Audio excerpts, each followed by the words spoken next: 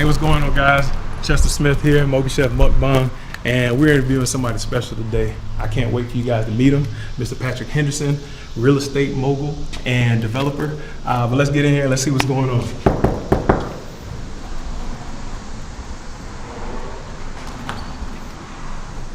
Pat, what's going on, man? What's going on? Cool, man. Yeah, what's up? All right. Thanks for having us today, man. What's going on with you? Doing all right? Oh, man, doing well, man. Okay. That's what's up, man. You ready to get to it, man? We got some food for you. I see the chef and the bartenders here already. They're here, they're ready to go. Locked and loaded. Let's go get it, man. You want to have a seat? All right, let's go. All right. Cool. Man, look at this place, man. So welcome, man. I appreciate you guys coming out here. You know, I'm excited. I'm excited to see what they got up here for the drinks. I'm excited to see what you got on here on the grill. So it's gonna be good. I'm excited to see the yard, to see everything we got here, man. This is gorgeous, man. And I'm excited to see what's going on. Carlus, what's up, man? What's good, people? Hey, nothing much. I want you to meet Mr. Patrick Henderson here. What's going on, man? I already met him before. All this love. Yeah, man. So you know, what you shaking up? What you stirring up for us today? Well, I was told that bourbon was on the menu. Oh man, Bourbon's on your man. There it is. Right? Bourbon man, right? Absolutely. Well, all right. We got bourbon on the menu then. We're gonna do something, you know, old fashions. Everybody likes an old fashioned. You can spin that old fashioned a million and one different ways. So we're gonna do something special with a nice old fashioned. Nothing too crazy. Okay. Yeah. I like the ice pick one, man. Yeah, I've seen some stuff on TV before and on some reels. I guess reels and Instagram is TV now. Where guys he's using like almost a knife to this sharp knife, and he's just Right. Oh my god, Right. man, I love that. Can you do that? I can. Okay. But he got his own way of doing things. As soon as you purchase me that little sharp knife, Okay. come on, man. Partnership, right? I understand. That knife is about $10,000. Yeah. Wow. There you go. So we're gonna start with some bitters, man. We're gonna do a simple old fashioned, nothing crazy, nothing out of the way. Yeah. Start with some orange bitters, some Angostura bitters on there. We're gonna put a little simple syrup, not too much, just enough. Keep it from being too bitter. Okay. Simple syrup. They put that in a lot of different things. Yes, sir.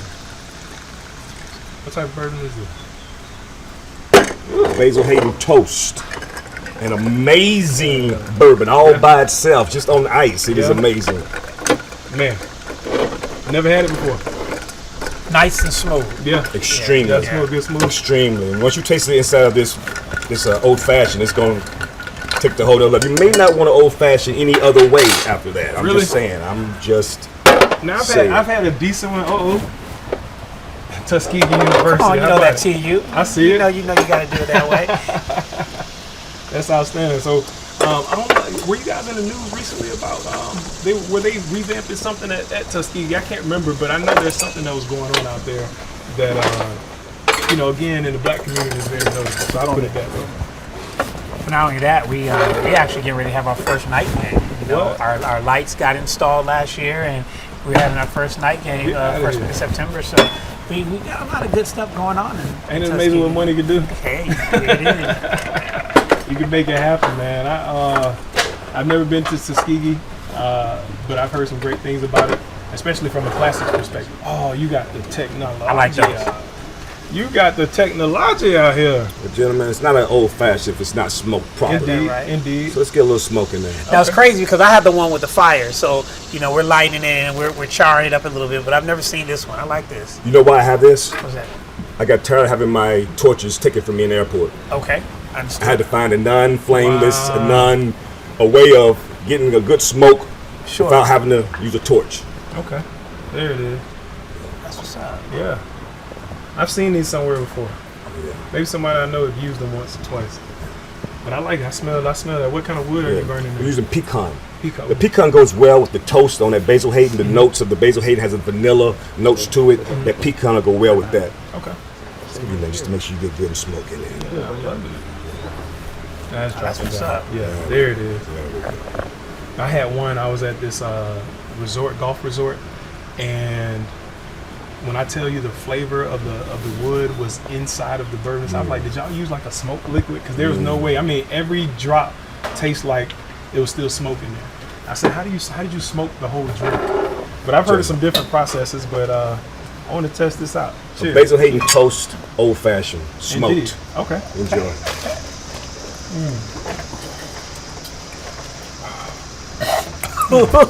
Got you? I love it. Maybe. Was it the spirit of Tuskegee got up in you? Hey, man. Man, that was pretty good, man. Ooh, I love it. Nice and smooth, cooled off. Love it. Oh, you're going to have to double us up on those. Yeah, just that's let you hot know right I'm there. going to need a re-up on No, that. that's not a problem That at all. smoke guy. Yeah. Okay. How you feel about it? I like that. Yeah? You like the I get flavor? one of them. Yeah. So now this comes a part where you actually get to name this drink. I know it's a simple old fashioned, but what would you call this drink for you? Man. Let's go with the PLH. Let's just go simple. The PLH Old Fashioned. PLH Old Fashioned. Yeah, There you have it, Make it folks. simple. The PLH Old Fashioned. PLH old fashioned. I love that. I think that's going to be a great one. Make it simple. You can just Sounds tell somebody, good. hey, I'm making you a PLH Old Fashioned. They're gonna be like, what is that? Right. The world may never know. I love it. I love it. So hey, we got that name in there. We got some things rolling there. The drinks again, Carlus. Thank you so much for the drinks. Yes, sir. Yes, sir. Let me know when you're ready for another Oh yeah, one. we gonna need some because I smell some steaks are searing up for us right now. Come on now. So we're gonna definitely need that to pair with that steak and whatever else Chef Buddy loves cooking Right, for us. right. I know he has some asparagus and some mashed potatoes. I think he mentioned. So Man. yeah, we're getting ready to grub down. Yeah, all this gonna go good together. Yeah, I'm glad to hear it. So, if you don't mind, man, I got to talk to my man over here while we sir. do our thing. Yes, That's sir. cool? Yes, sir. Y'all Thank do you so much. All right. Pat, got to get to you. First thing I want to ask, man, about this real estate, right? Walk us through how you got into that, because we mentioned business management and a computer science degree. Where did real estate come into that? It's crazy because when I was doing consulting, I had my own consulting firm doing IT consulting in the early 2000s. And, it was cool, but everybody kept talking about real estate. And I said, you know what? Let me find out a little bit about that. So, I jumped in, I started doing your minor fix and flips. And, we were turning houses over every single month. We were going in, buying them, paint, carpet, what I call lipstick renovation, some minor additions. Gotcha. But the market crashed in 04 or in 08. Okay, that one. And That was a very devastating time. too. yeah, it was crazy because we had buyers at the table, but lenders weren't lending. Understood. And so, the U.S. markets really took a beating during that time. So I ended up going back into my bread and butter, which was IT.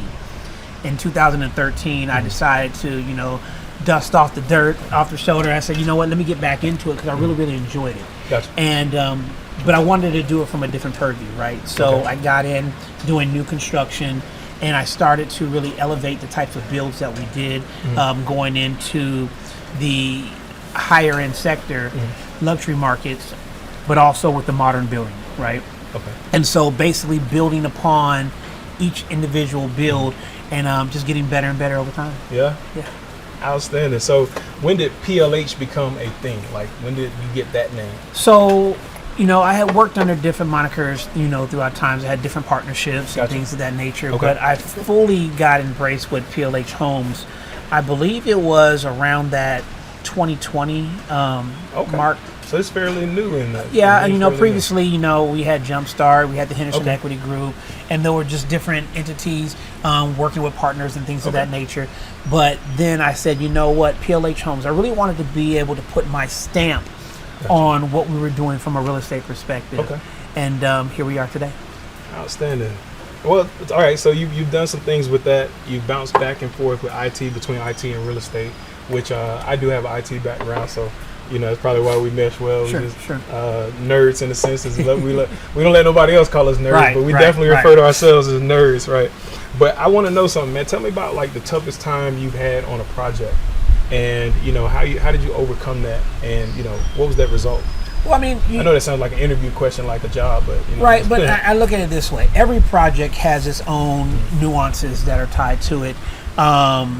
Things that you have to figure out, and make better. It's all about how you bounce back and how resilient you are to the things that come. I try to tell people in real estate what can happen will happen, right? Right. And so you try to make sure that you arm your chest as much as possible, making sure that you have people that are around you Gotcha. that can kind of help elevate and also help fix any issue that may come about. So every project has its own set of challenges, from where we started doing rooftops with tile and, dealing with, the grouts and the rain and making sure we're able to take care of, tile on roofs and things of that nature. Gotcha. We've had some issues with that, and we've kind of fixed that as to how we do our processes with the water drainage systems and things of that nature. So every project has its own, set of things. Okay. So I get that, right? So when you said tile, right? First words you said was resilience, Right. and I love that. Everything in life, has a bounce back. That's right. Almost elasticity. Resilience reminds me of elasticity, right? Right. How fast can you bounce back, right? There should be some measure of that. Anyway, but you said tile. Are you talking about like regular ceramic tile on a porcelain roof? tile? So we do a lot of outdoor living spaces. As you can see, here, one of the things that we are taking pride in is making sure that we deliver an outdoor oasis, right? Okay.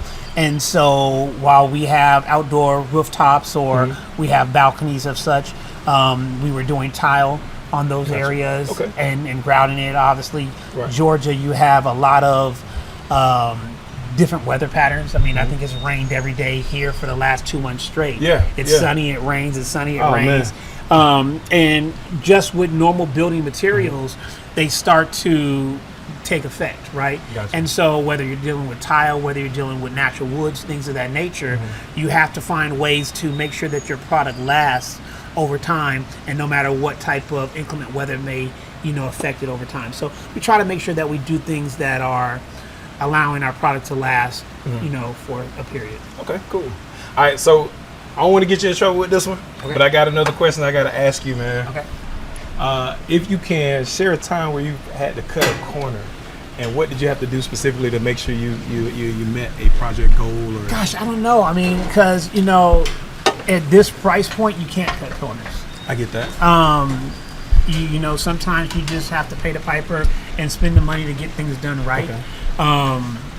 When you're dealing with multi-million-dollar homes and luxury homes, the buyer who comes in is a little bit more meticulous than normal. Of course. And so you have to make sure that at the end of the day that you are giving the immaculate attention to detail to every aspect of that particular build. Okay. So corners are not allowed. I understand that. That's cool. Hey guys, hey, that's a lesson and a gem right there. Hey, you can't cut corners when it comes down because you're going to pay for it one way or another anyway, right? You have to pay so you might as well do it right the first time. And I'll tell you a little personal anecdote, a little story of mine. I did that when I bought my first home. Is I called it the money pit. That's the low end term of it. But I had to put a lot of money in there. You've seen the movie with Tom Hanks. I can't remember the lady's name, but it's the money pit for real. Pool tore up. I had to replace some flooring. It's just everything. But beautiful home. It turned out to be great. Right. Well, one of the things that you got to learn and take from that is that as you move forward to your next project.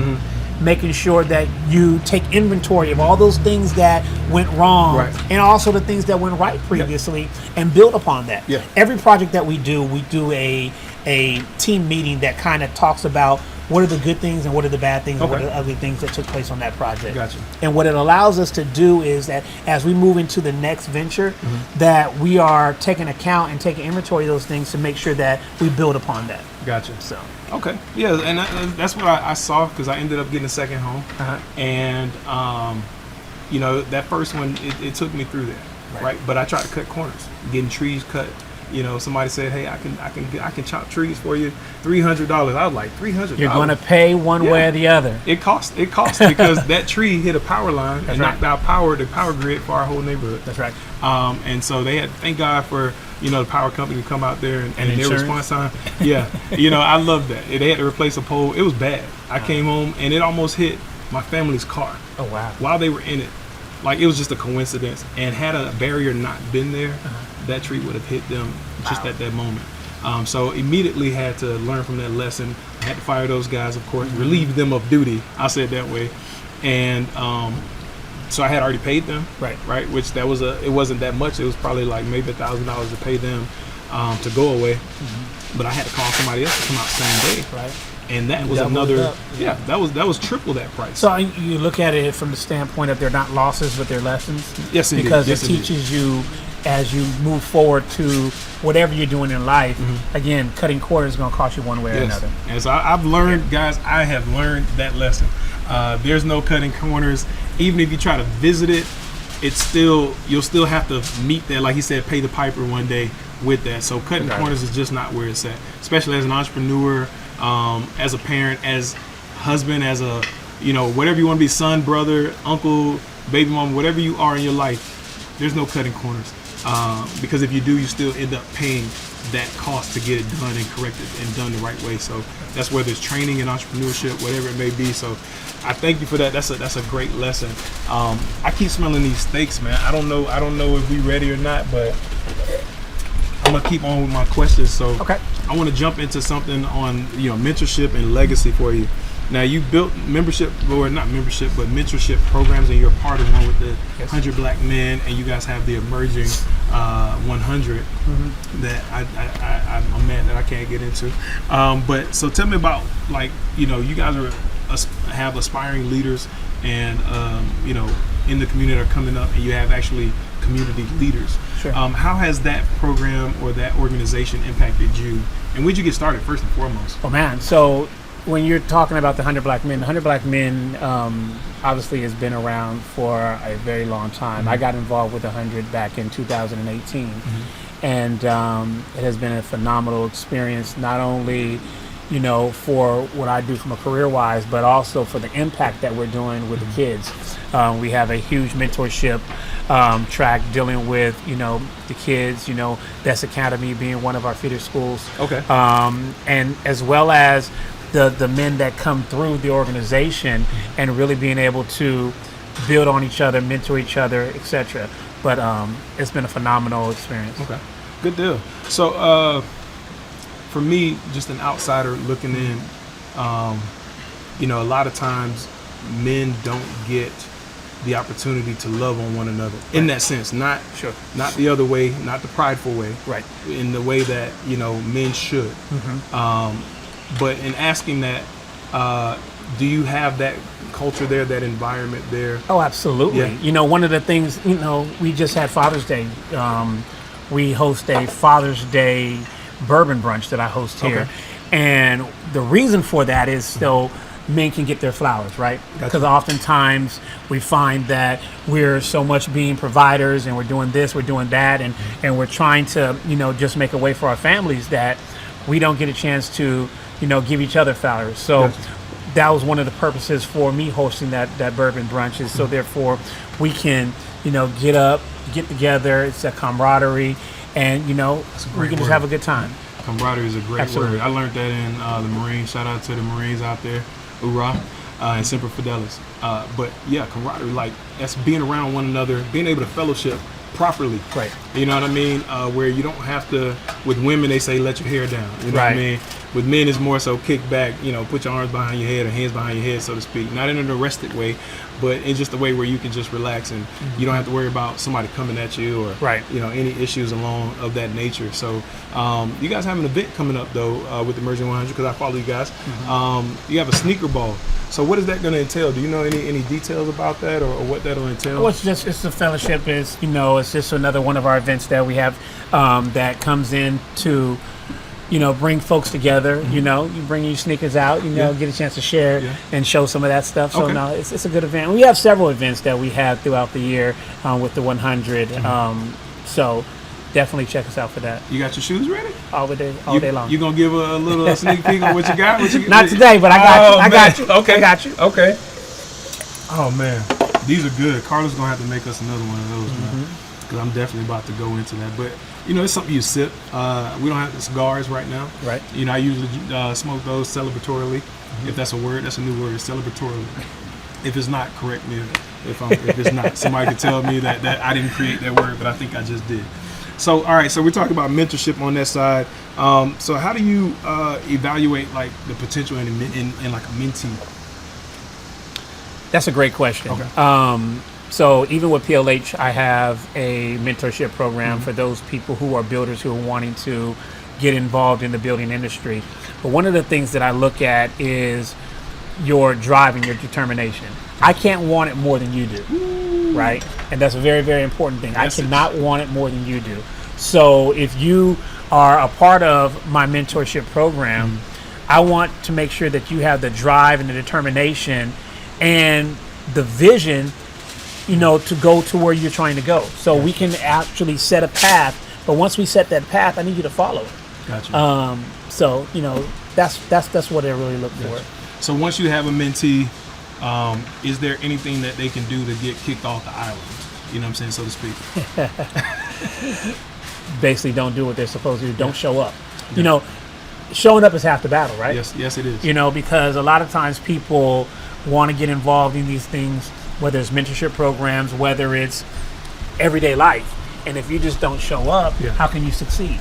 Yeah, so showing up's half the battle. So I get that. They told us when I played a little collegiate football, hey, show up to class. That's right. And it's all about exposure, right? So that's what I try to do with a lot of my mentees and all the people that are in my circle, is to make sure that we're exposed to different things, because exposure will take you in places that you've never been before. It allows you to broaden your horizons, broaden your mind, to allow you to go to the next level. Because if you've never seen it, how could you be it? That's right? Indeed. And that's something that's a true testament, and I'll testify to that. Yeah. Being in the room where it happens. I watched this movie, and it's kind of a Broadway show and a musical called Hamilton, right? And I love it because, one, I love history, but two, there was a guy that talked about being in the room where it happens. That's right. And he kept saying that. And for me, I always say that.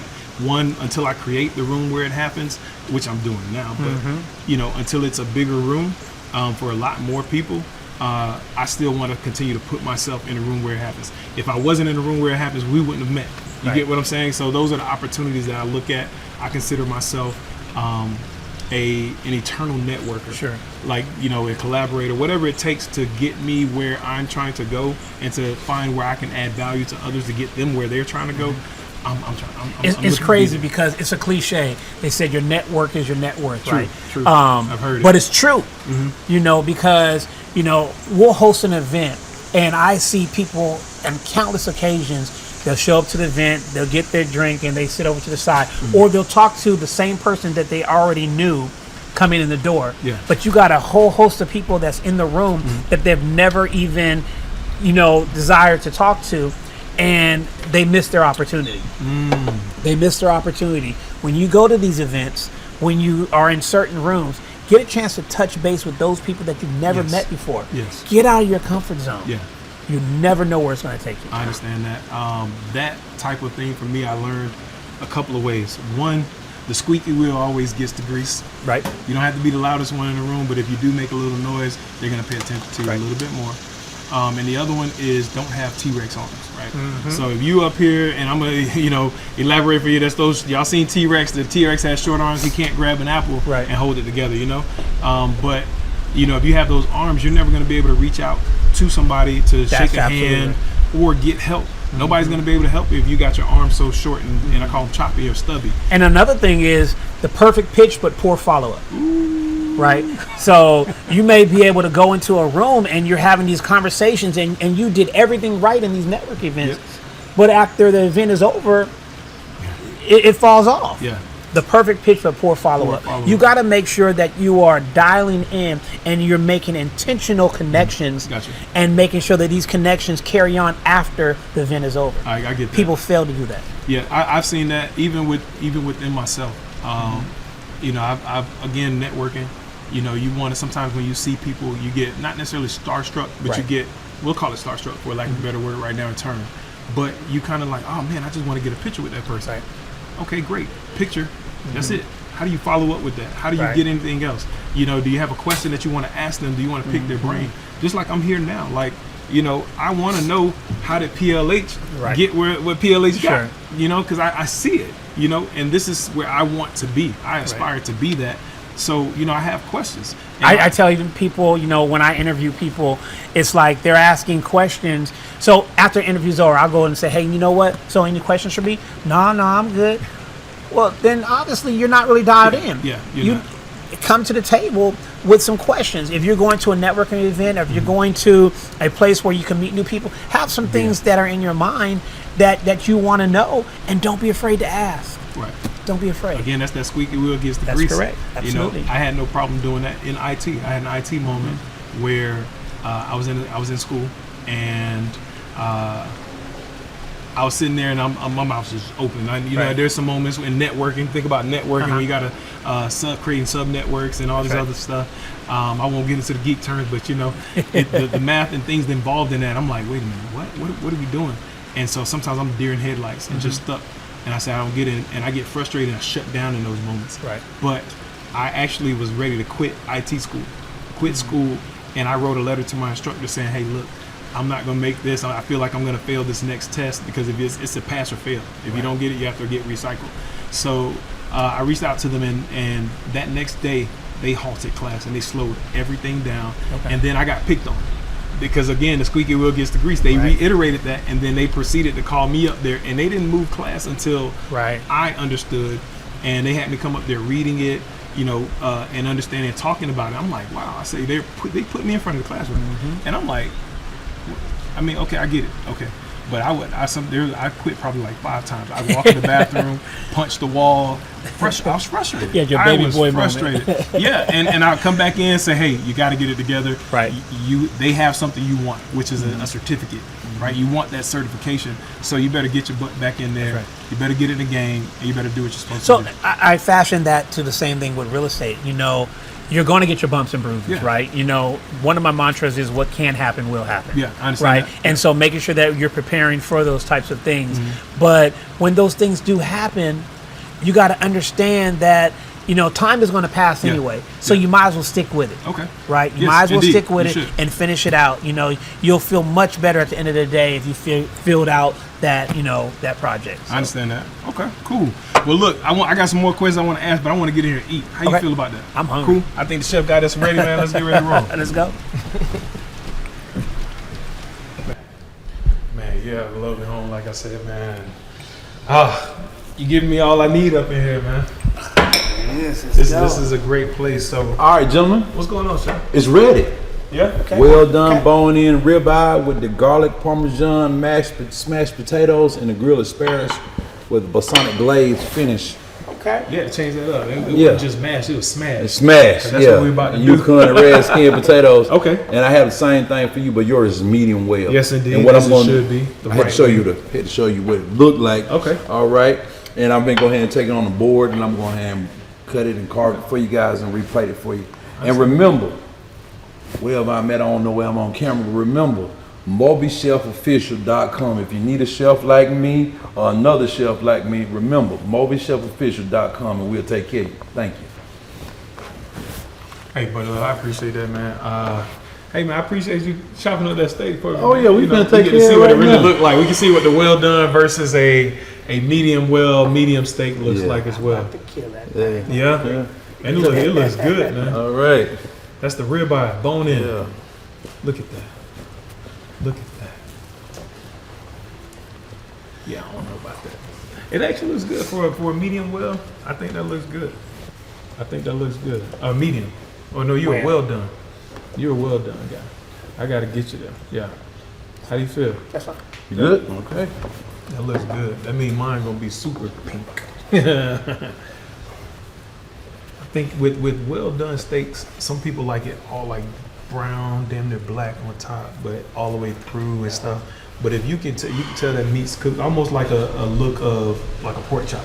Right. That look of that pork chop, that's a well done steak to where it's not all the juices are cooked out of it for the most part. Now we're gonna be authentic. You gonna leave some of that thing on that bone because we're gonna take Yeah, I got you. Yeah, he want to get that.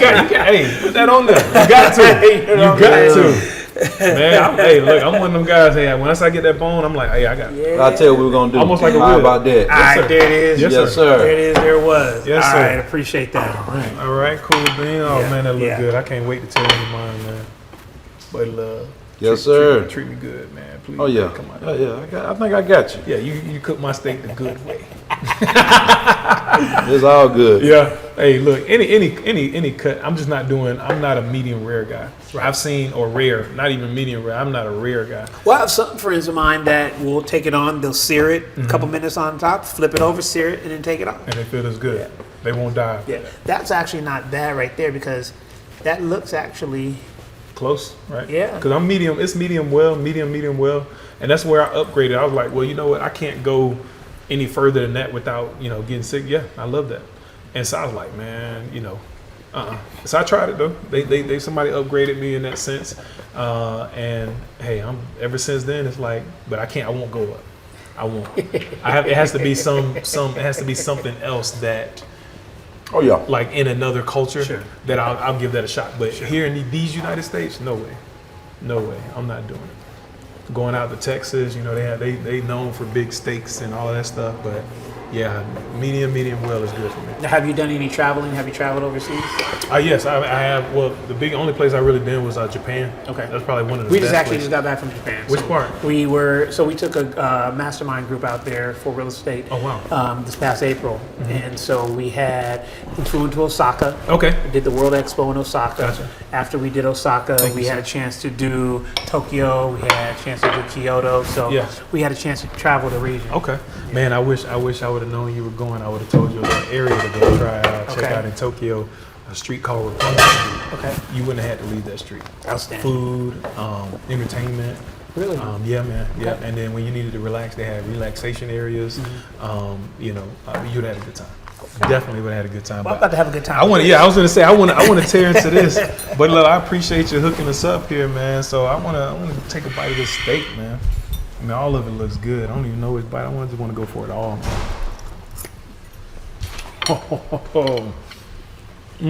Okay. So what you feeling? What you tasting? I taste those spices. Yeah. Yeah, I taste the spices. I'm interested in finding out what you put in this thing. Yeah. You got the mashed potatoes, or what do you call them? The smashed potatoes. Right. So I get that garlic out of the way. I'm not gonna eat that.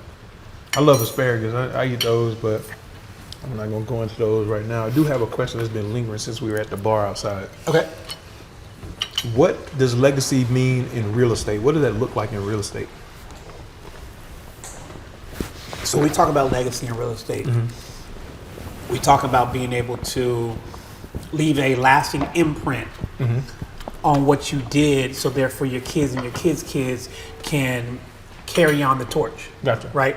And so people are, torn, because oftentimes you find that people, when you leave, that legacy that the parents have worked so hard for, that the kids didn't have that passion, that same zeal that the parents had.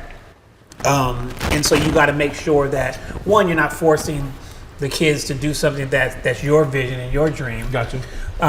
Although we have aspirations for them to carry on what we have, it's not always their path, right? So, when you start leaving that legacy, you got to understand that it may be something that your kids may not want to do. But if they do want to carry on your lineage in terms of your business acumen and your business, endeavors, then you leave something that will allow them to pass that torch on from generation to generation. Or at least a great head start. That's correct. On whatever their passion is going to be. I've seen where a lot of people want to leave the family business behind. And, that's fair. But leaving some land, leaving some money. There it is. Leaving the opportunity to pursue those things. And one, taking excuses off the table. Because now you got a new starting point. You can't say, I have to go and start this all over. Daddy, mama, they said granddaddy, grandma already set it up for you. So it's almost a seamless process, which is legacy. That's absolutely correct. The only downside is legacy is planting seeds in a garden that you never get to see. That's right. That's the only unfortunate thing about legacy. But planting seeds under trees that you may never be able to sit underneath. That's how it goes, man. And it's something I think about constantly. Like, we're not going to be here. We're terminal in some sense. I think all of us are in that sense. But it's what we leave behind. That dash in our names and on our tombstone, between the date we were born and our sunset. That's our life. That's our story. And so what do you want to represent? For me, I've said it before, it's almost selfish, but I want my picture on a mantle where somebody says, hey, it was because of Chester Smith. Whether you want to give whether I'm a granddaddy or whoever I was to you, uncle, whatever, it was because of him, everything changed. That's right. So keeping along the lines of that, I want to ask you about how you feel and what are your thoughts and what have you seen as far as PLH Homes? What has it changed within Atlanta? What have you seen with your development and as far as the culture here in Atlanta? How has your real estate, your development expertise, and your knowledge changed the culture of Atlanta? Well, it's crazy because what I'm finding is that there are several people out here doing modern developments. Obviously, I'm not the first, nor am I the last, but I believe that I've have a footprint on certain communities that are developing similar ways that I do. Right. I try to make sure that in all my developments that I pay attention to that outdoor oasis. And the reason being that we just had a pandemic that, struck not only America, but the world in 2021. Right. And so people are doing things different. Right. In terms of the way that they live, the way that they congregate in their homes, etc. Yeah. And I remember, people being, stuck in the home and they couldn't get a chance to go out, right? And so you had that boredom that set in, or that camp fever, so to speak. Right. And so now what we try to do is develop in a way that people have the niceties that they have at a resort. So when you're at home, you can stay there if you That need is to. absolutely correct. I get So, that. while people have, the swimming pool, and then we have the putting green, on the roof. And Which is then- lovely. I gotta see that. You told me about it. I'm like, wait, on up here? Right. Yeah. And then some people want to have, the pool table room. So what we try to do is that we design with the end in mind, right? We design where we are giving the things that a person would want to do, if they were on a vacation. Gotcha. Because your home needs to be your resort. Right. Right. And so those are the things that we infuse in our builds to make sure that if a pandemic was to come again, or if something was to happen, that they would feel comfortable in their own home. I get that. I think about that. I've seen movies from the technological side or technology side. I've seen movies like Ready Player One, Right. and the game of those type of Right. things where people are just kind of homebound, but they're able to explore the world and do these things where I feel like that's our future. That's where right. your house will be your haven. Absolutely. I mean, it is now, but it's just like where you don't have to leave. Like if I was here, I'd probably never leave my home. And we try to infuse tech into Yeah. the homes, right? Right. So I have a technological background. And so what we try to do is infuse as much of the technology into the homes as possible. Right. We utilize a tool set called Josh AI. Okay. Josh AI is a home automation system that lives and breathes based upon the interactions that you have with it. Gotcha. And it kind of grows and builds upon itself. Okay. And so I can say, hey, Josh, I'm cold, and the heater will turn on. Get out of here. I can say, hey, Josh, I'm getting ready to go and get into the jacuzzi or the spa, and it will heat up to my desired temperature.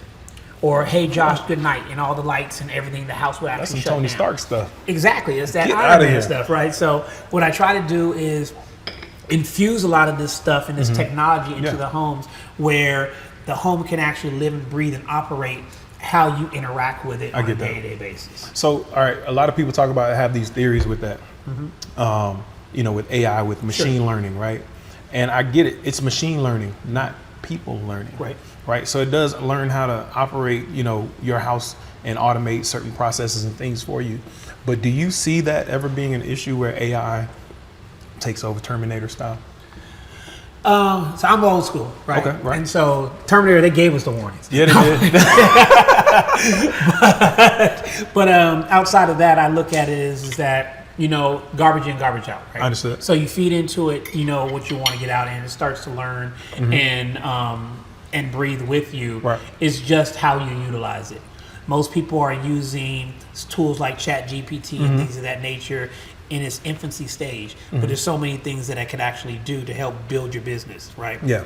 And help make what you do on a day-to-day basis better. Right. And so it's just a matter about using it responsibly. I get that. Even with the Josh AI system that we utilize implemented to our homes, it's a system where even though it's listening to you, it's a closed network type scenario. I get that. So it's not like some of your other systems that are out there that is storing your data, storing your information, and can use it for various reasons. I get So, that.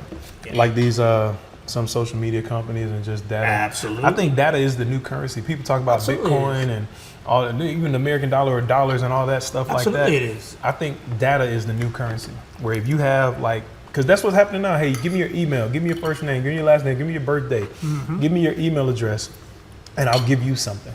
You're exchanging. Right. Oh, you're exchanging that's a information. currency. Absolutely. I heard even with the TSA PreCheck, right? We're using TSA PreCheck today and global entry and all those different types of things that make our travel easier. Right. But guess what? You're exchanging that for Yes, information that is being logged. And, Yes. you know. I had no choice in the military. We automatically get TSA PreCheck as a member of the Department of Defense. So with the Armed Forces as well. But yeah, that was something that I realized is like, hey man, we're in the world that we come from, our backgrounds with IT. That's what happens. And once you hit it, once you realize that and it hits you, you have one of those moments like, oh shit. Yeah. Like this is actually bigger than what I thought. Right. And you realize it. So I totally understand. But you know what? I didn't ask you. What's that? What would you rate your food right now? Oh, I love smacking on it. So on a scale of 1 to 10, what you hey, right now I'm tasting the flavors. Yeah. You know. That's why I keep Hey, eating. Chef did his thing on his thing. You know, I'm trying to be attentive and answer your questions, but I really want to dive in. I mean, that's what it's about. That's why we're here. That's the mukbang part. We need you to smack on some food. We need you to slurp on your drink. You know, we might be a little rude with it. You know, Right. You know, but that's what it is. I want to do that. That's what we're engaging. We're answering those questions. I had somebody comment before like, oh, that's unprofessional. Somebody was dropping a gem. And I was like, well, have you watched the whole episode? Do you understand what the concept of what we're doing here is? Or it's meant to be like that. Sure. You can drop a gem, and that's cool, but you got to smack on some food here, too. That's the concept of the mukbang, right? So, it was crazy because when you came to me with the concept, I was like, mukbang? What is that? I had never heard of the term before. Yeah. But no, I definitely get it, and I appreciate, you know, everything that you've done. This has been, you know, a phenomenal experience. Yeah. So the part for the mukbang for me, it was the smacking. I do love that. It's good ASMR type of scenarios. But it was the other part was community. The people that engage in watching it. Right. So, you know, the listeners and the viewers out there get a chance to actually, you know, visually listen and, you know, see how the food tastes depending on their imagination level, right? Right. So that's what's going on there. That's why Chef Buddy Love has to describe that food to you so that when you hear it, you can close your eyes and you can say, oh man, this steak is so buttery. I can taste the garlic. I can, you know, all those type of things. It's definitely hitting as we go through this. And so if you're out there, close your eyes right now, replay this back to Chef Buddy Love and his description of his food, and you'll know what we're tasting exactly in this moment, right? So we're gonna pivot a little bit. We're gonna go D9. Is that okay with you? Sure. Let's talk about. You say you what's y'all fraternity name? Oldest and the coldest. Oldest and the coldest. Get it right. Y'all were 06, man. We have something that there's that argument of, you know, our 1903 beginnings and our origins. I know you've been around it. They call it Kappa Alpha Nu, you know, before we became chartered and incorporated. But that was a 1903 thing. So it's like we always argue about who was truly the first. But y'all were the first at y'all school, right? And the only one because y'all came from Cornell. Y'all started at Cornell, right? So, you know, we give it. You know what I'm saying? We ain't gonna have that argument here. That's another drink later or two later, you know. But nonetheless, so let's talk about as a member of Alpha Phi Alpha, right? What does brotherhood look like to you today? What does that look like? Because I know we're older, our student days are done, you know, and we're now into that. For us, it's being a Kappa man. For you, you're an Alpha man now, right? If that's what you guys refer as. But what does that look like? What does the brotherhood look like to you now from back when? No, the brotherhood still stands strong. Yeah. I mean, you know, at the end of the day, you know, there's still a brotherly tie, a brotherly bond that still exists, you know, to the end of time, right? So it's still strong. I get that. It is still strong. So as with the current climate, you know, what I mean, we got some guys every now. It's more publicized when you know, a member that an aspiring member, you know, kind of unfortunately loses life, or there's an incident that involves hazing. What is your take on that right now? What is my take on hazing? On hazing, yeah. I mean, you know, we don't haze. Yeah. But, you know, I think that there's always proper way to, you know, build men up. You know, obviously the goal, you know, they say tear them down to build them up, but there's always different ways that you can do that without having to go through that process of putting your hands on someone. Because it is rigorous. Right. It is rigorous. What you mentioned with tearing somebody down. I matriculated through the Marine Corps, United States Marine Corps. That's the first thing they do. You feel like you were nothing.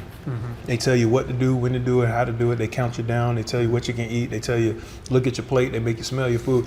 All of those things. They do everything by the numbers. Yeah. And that's very meticulous.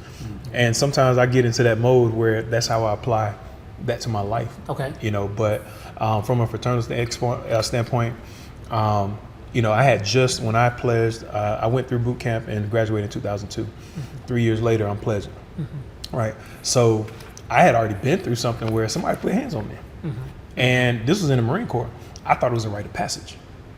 But, you know, we go home, like we went 3rd Battalion Marines, Kilo Company, shout out to Kilo Company 3020, class of 2002.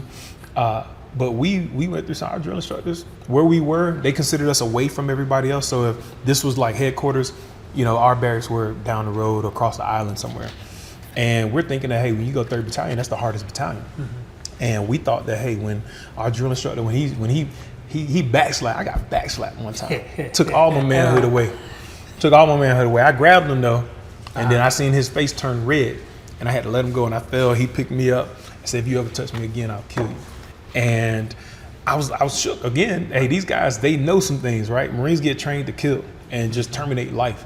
And so, you know, I'm up here like, I don't want to see that. Right. But when we graduated, we go home and talk to our recruiter, and we all excited. Hey, we came through 3rd Battalion. We hard. You know what I'm saying? But like not that. Everybody makes it home. And that part. And our recruiter, her mouth dropped when we told her what happened, because we thinking they knew.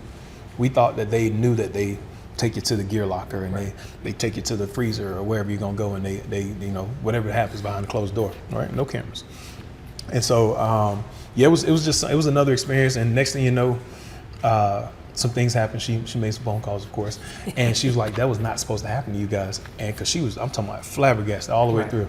But you see that, and then the current climate of what's happening when you get introduced to something along those lines later on down the road through a process, and you're like, for me, I was like, I done been here.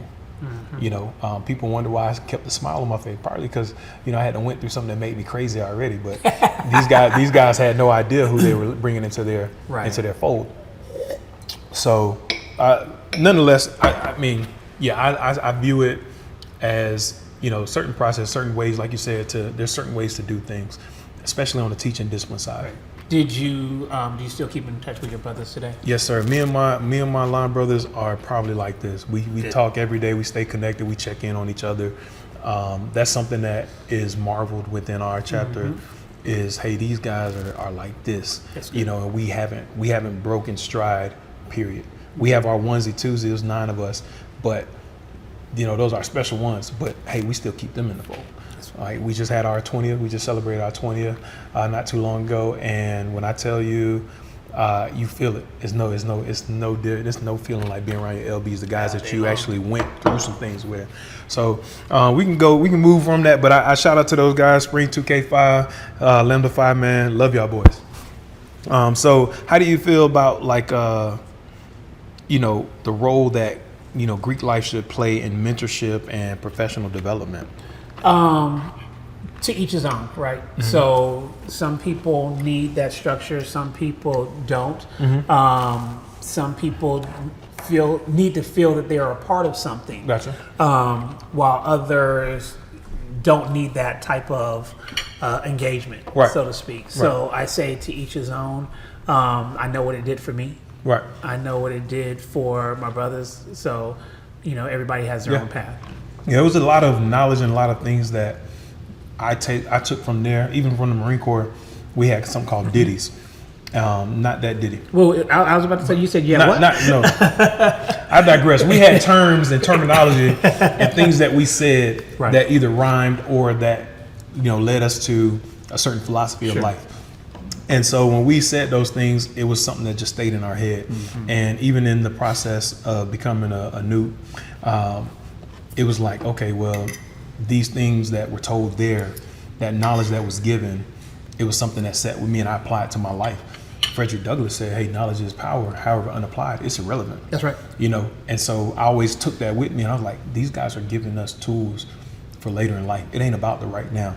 But if you are strategic enough and smart enough or wise enough have the discernment to understand where you are and what that information is and apply it later down the road, your life changes. It's a trip because we had a conversation. We had some people over yesterday. We had the conversation about HBCUs versus PWIs and kind of what is gleaned from that, you know, into your everyday life today, right? And how, you know, the struggle, so to speak, you know, how we go through certain things, you know, with registration and, you know, easy to get in, hard to get out type scenario. Indeed. And understanding that life is not going to be perfect. Life is always going to have its set of challenges, but how do you go through those challenges and overcome? Right. You know, so those are some of the things that I think that HBCUs really, you know, ingrain in its students, you know, as we get out into the everyday world, in order to make sure that we're able to matriculate to where we need to go. Indeed. So, still on along the lines of Greek life, what door has A5A open for you that you can attest to? It's crazy because even now, so I am getting ready to do a board of directors for one of the A5A, you know, initiatives right now for financial literacy as well as real estate development. And what it allows me to do is have another set of connections, another set of brothers, you know, because again, all the different organizations that you are a part of, you know, going through life, you know, should lead to something. It should. Right. There should be value. And just like I spoke about earlier about follow up and not just have the perfect pitch, it's also about not just being a member, but making sure that you are being ingrained in whatever organization that you're in and a part of. Right. And so, again, you get in what you put you get out what you put in. Yeah. Right. So it's a matter of making sure that you are dialed in, tapped in to, you know, your chapter, you know, the nationals, etc., to make sure that you have access to the resources that are bestowed upon you. Yeah, because that's what you're joining for, is the bond, the brotherhood that you experience in an undergraduate level, even at the post-grad or alumni level. You're still an experience. No matter when you come into the fold, it's still an experience, no matter what. Absolutely, all day long. And it's what, again, if you're putting into it, and you probably get on the alumni side, those members, they're probably better members that come through later on in life because they saw the Greek side on the undergraduate level, but then they come in on the alumni side and they get a different spectrum. So that's cool, man. So we're gonna pivot from that, and I want to ask you about, you know, food and you know, chef experiences. So I'm gonna make the assumption that you booked a chef before. Absolutely. Yeah. What was that experience like? It was phenomenal. Yeah. I think everybody should have a chance to experience the personal chef experience. Yeah. I get that. It was phenomenal. Yeah. So that's what you get to experience today. Right.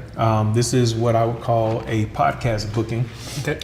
Where, hey, our chefs showed up, our bartender showed up for you. You know, they told you what they were making. And it's the same thing you guys will get at home when you book one of our chefs at MobiChefOfficial.com. But message. But, you know, the chef shows up, they tell you what they're going to make you.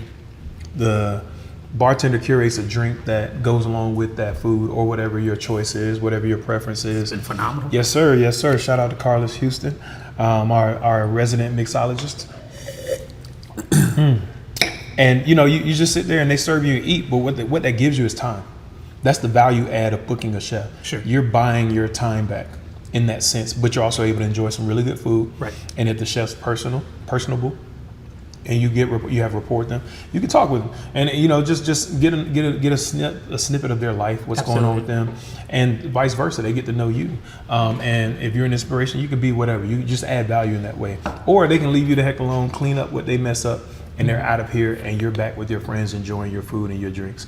But you didn't have to touch the kitchen, didn't have to turn the stove on, you didn't have to go to the store to buy any meat. You didn't have to do that because the chef had already done it for you.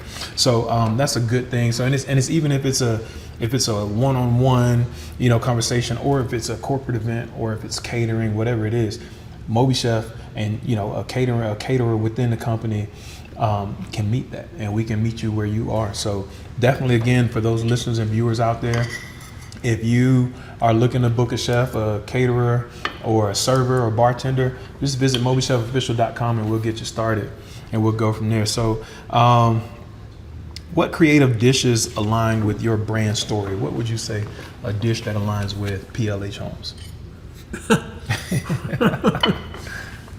So it's crazy. I have traveled the world. Mm-hmm. I have been in and out of cultures, but I am very simple when it comes to my food. Gotcha. Right? Friends tease me all the time, you know, man, you want the well done steak or you're a meat and potatoes guy. I like what I like, you know.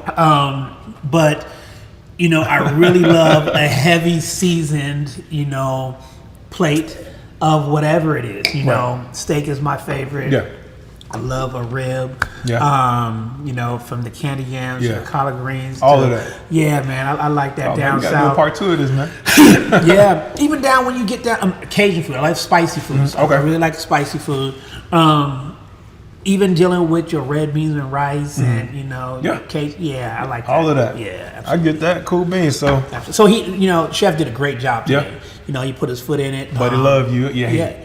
But he did his thing. Yes, sir. Yes, sir. And he always does. The experience I've had with him never disappoints. And any of the chefs that have been on our network, we've gotten great reviews about. And it's amazing to, you know, not being a chef, but having been in food service and having food certifications. You know, I get a chance to see this and see these men and women and these professionals, you know, and these artists in some sense, in some cases, at work and do their thing. And for me, it's again inspiring because, you know, hey, you know what? I wish I can do my knife where they go through it. They go through the and I'm like, man, how did you learn that? Almost made me go to culinary art school, which that may be coming up. We never know. So, you know, I get that. Now, what do you have a story where a booking went bad for you? From when somebody tries to rent the house out or something like that. Okay, yeah. I mean, you always have, you know, some stories. You know, you never want to dive into it too much. Yeah. But I mean, I understand. You know, there's always situations, and again, how do you remedy a bad situation for the good, right? And again, what we always talk about, there's no such thing as losses but lessons. And so when you are trying to maneuver through either a booking or a project or whatever it is, take time to understand what the lesson of it is, right? And you can kind of take that and multiply it and how to build that out to so as you experience other things, you know how to combat that. It's about being resilient. That's that word again. That bounce back. It's big. That's a message for you guys out there. Nothing in life is perfect, and nothing in life is going to go always how you want it to go. Right. But how do you act once that takes place? Gotcha. That's the resilience when you get punched in the mouth. Right. Who said that? I think Tyson. Somebody said everybody got a plan till they get punched in the mouth. They get punched in the mouth. Absolutely. How do you bounce back from that? How do you kick ass after that? So, what would you say for entrepreneurs out there?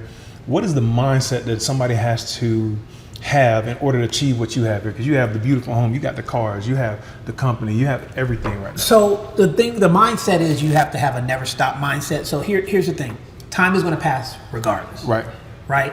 And so you might as well fill it out. You might as well finish what you started. Right. You want to make sure that you have a nonstop attitude, and you must be a student of your craft. Right. You know, you need to ingrain in whatever you're doing, double down on it, and making sure that you're the best you that you can be. Man, you giving me some words there because, you know, I'm in this space right now where I don't have to pivot or anything, but I am transitioning. Sure. DOD, DOJ, right now.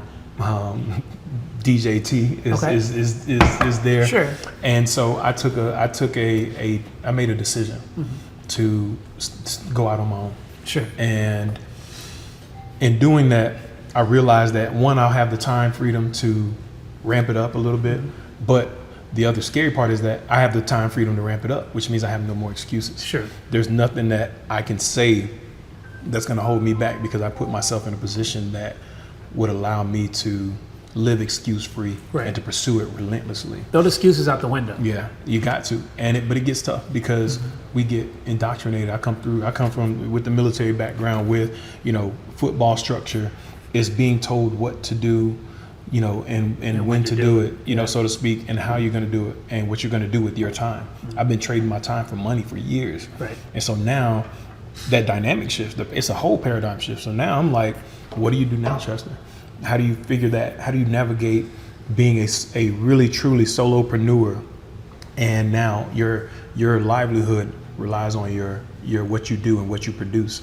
So, you know, again, I had a little taste of it in sales, but this is like, you got to really get it. Well, entrepreneurship is tough, Yeah. right? You know, it's not an easy path by any means, right? You're working longer hours. Indeed. You're dedicating your time, you know, to really perfect your craft in order to produce a product out to the world who sometimes don't appreciate all the work that you put into it. Yeah. You know, that to seems the like to be the critiques case and more all than those not. types of things, you know. And so you have to be headstrong to make sure that at the end of the day, whatever you put your mind to, that you can cancel out the noise and look straight forward and get what you need done. Gotcha. So speaking on that, talking about focus, Right. What keeps your focus sharp? What do you have a routine that you go through, or just, you know, do you have a routine that you go through that helps keep your focus sharp? Sometimes it's having that alone time, Gotcha. you know, to where you can get inside your own thoughts to understand, you know, what is your next move. Gotcha. You know, for me, I operate, my peak time of efficiency is at nighttime, right? You know, during the morning time and the daytime, you know, I'm moving through figuring it out. Right. But after that 8 p.m., 9 p.m. time frame goes in, I'm dialed in. Yeah. I'm dialed in 1, 2 o'clock in the morning sometimes. Yeah. You know, trying to figure out what the next move is. I get and that. then sometimes you got so much stuff in your brain that, you know, you wake you up in the middle of the night and you're still thinking about it. Yeah. You have to find that time that's good for you in order to be dialed in. Gotcha. And then you got to double down on it.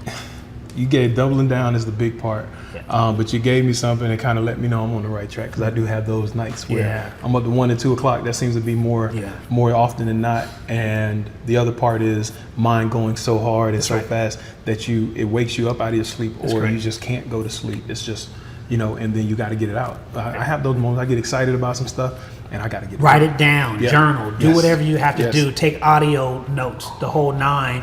And so therefore, when you are in your productivity time, that you can be as most productive. You're not missing as a beat in possible. that sense, and you always have some. It's not you just, you know, relying on your thoughts and your memory. You have it down. So here's something that I practice. I actually go when Walmart has the back to school sales. Sure. I go and get like 5 or 10 you know, composition books, and I have a bunch of them at the house, but some of them are filled up, some of them are halfway written through. But anytime I have something, I take an idea and I write it all the way out. Okay. That way I get all of it out of my head, and if when I do have the time and bandwidth, as some people like to say, to review it and go that route, then if I'm going to look for a pivot, I already have a lot of pivots ready to go. So that's just an advantage to me. So what's next on your vision board? I mean, you got the real estate, you're very successful at that, and development. What's next? We're doing some things overseas. Oh man.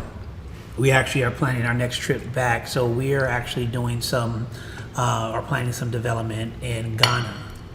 I've been hearing about Ghana. Yeah, my team and I, we've been back several times over the last couple months. We have a trip scheduled for next month as well, where we can actually bring a product to life down there, a resort that we're building.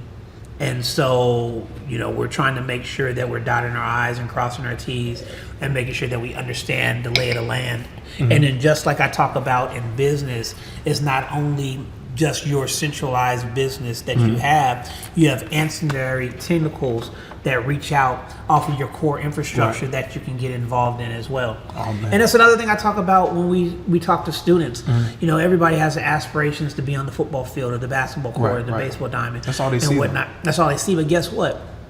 If for some reason you don't make it to that pinnacle level, there's so many ancillary things that surround it. So if you look at sports, you got the sports medicine, you got the sports agent, you have so many different things that's tied to the Attorneys, sports attorney. Same thing happens with real estate. You know, you have your builder, you have your real estate agent, you have your appraiser, you have your inspector, you have your contractor. You have so many different things. So just because this centralized idea did not come to fruition. There's so many aspects of it that can be done. Similar, there's so many ways to make money inside of one particular industry. Because you're not the product. That is absolutely correct. So therefore, you need to make sure that you are, in tune with all the things that make the pie come together, and all the different ingredients, and figure out how you can kind of tap into those things.